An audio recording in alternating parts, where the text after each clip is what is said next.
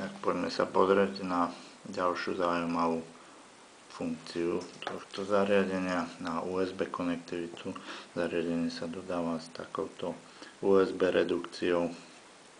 Čiže poďme sa pozrieť, čo všetko sa dá pripojiť pomocou tohto zariadenia.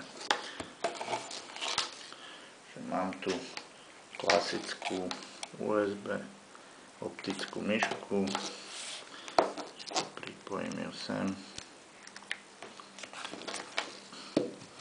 Ak sa pozriete, tak už je tam kurzor a dá sa ovládať zariadenie aj pomocou myši. Komu by sa to zle ovládalo prstom, tak môže pomocou myšky.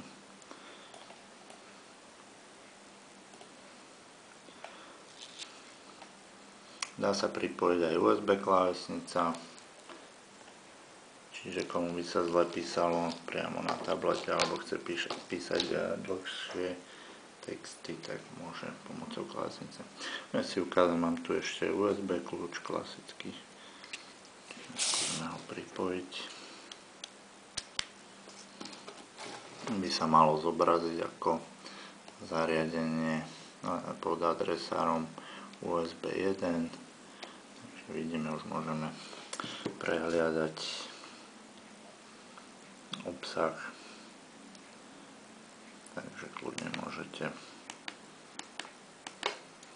používať aj flash disky. No a poďme sa pozrieť, skúsme pripojiť mobilný telefón. Tu budem potrebovať ďalší káblik. Takže poďme takto.